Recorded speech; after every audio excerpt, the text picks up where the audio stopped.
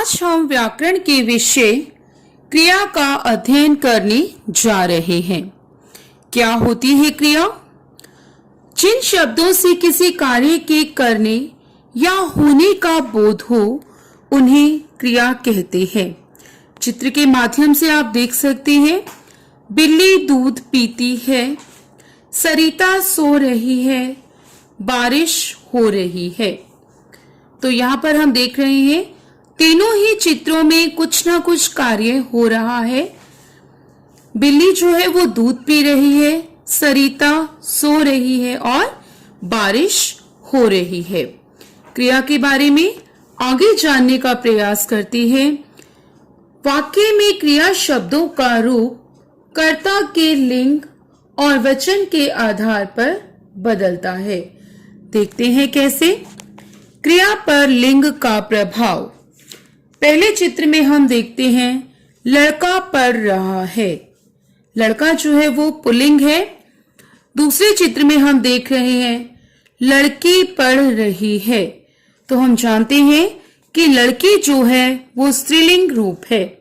तो पहले वाक्य में हमने देखा कि पुल्लिंग के अनुसार क्रिया का रूप हुआ रहा है और दूसरे वाक्य में हमने देखा कि स्त्रीलिंग के अनुसार क्रिया का रूप बदल गया और क्रिया जो है वो रहा है से में रही है में परिवर्तित हो गई।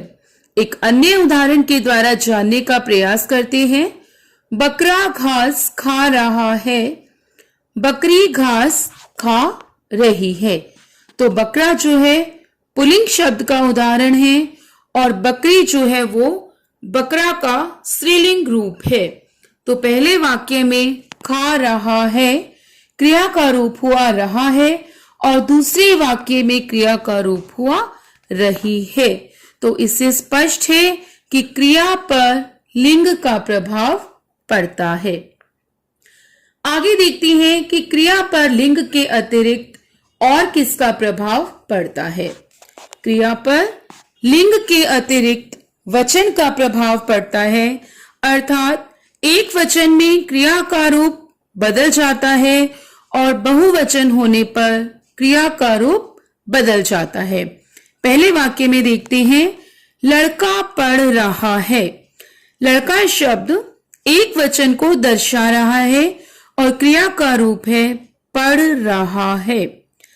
दूसरे वाक्य में लड़का का बहुवचन लड़के और क्रिया का रूप परिवर्तित हो गया रहे हैं। क्रिया का रूप रहा है से में रहे हैं में परिवर्तित हो गया।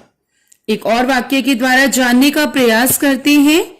बकरी घास खा रही है। बकरी एक वचन, बकरियां घास खा रही हैं। तो बकरियां जो है बहुवचन रूप है और क्रिया का रूप चेंज होकर क्रिया का रूप बदलकर खा रही है से खा रही हैं हो गया। इसके अतिरिक्त हम जानते हैं कि कुछ क्रियाएं ऐसी होती हैं जो की जाती हैं और कुछ क्रियाएं ऐसी होती हैं जो स्वयं होती हैं। क्योंकि यदि हम परिभाषा देखते हैं तो उसमें भी हम देखते हैं कि क्रिया वे शब्द हैं जिनसे किसी घटना या कार्य के होने या किए जाने की सूचना मिलती है अथवा किसी वस्तु या व्यक्ति की स्थिति या अवस्था का पता चलता है। तो यहां देखते हैं, चित्र में देखते हैं राम साइकिल चला रहा है। तो क्रिया जो है वो स्वयं नहीं हो रही है, राम के द्वारा की जा रही है। दूसरा चित्र देखते हैं मोहन भाग रहा है। तो मोहन क्रिया कर रहा है, क्या कर रहा है? वो भाग रहा है। तो ये क्रियाएं हैं जो की जा रही हैं। आगे जानते हैं उन क्रियाओं के बारे में जो क्रियाएं स्वयं हो रही हैं। चित्र के माध्यम से आप देख सकते हैं पंखा चल रहा है। तो पंखे को पकड़कर कोई चला नहीं रहा है, पंखा स्वयं चल रहा है। तो ये वो क्रिया है जो स्वयं हो रही है। आगे देखते हैं आसमान में चांद निकला है। यह भी क्रिया स्वयं हो रही है। एक और उदाहरण के द्वारा जानने का प्रयास करते हैं। बारिश हो रही है। तो बारिश भी जो है वो स्वयं हो रही है। बारिश होने के लिए किसी के एफर्ट्स नहीं हो रहे, कोई प्रयत्न नहीं कर रहा कि कोई कुछ कार्य करेगा तो बारिश होगी। आइए कुछ अन्य उदाहरणों के द्वारा क्रिया का रूप समझने की कोशिश करते हैं। राम साइकिल रहा है, तो इसमें उचित क्रिया शब्द हम भरेंगे। राम साइकिल चला रहा है। पंखा चल रहा है। मोहन नहा रहा है, खा रहा है, सो रहा है, पढ़ रहा है। तो आप कुछ भी इसमें भर सकते हैं। बारिश हो रही है। आगे जानते हैं क्रिया के भेद। क्रिया के दो भेद होते हैं, सकर्मक क्रिया और अकर्मक क्रिया। पहला है सकर्मक क्रिया। स अर्थात सहित और कर्मक अर्थात कर्म के, अर्थात कर्म के साथ।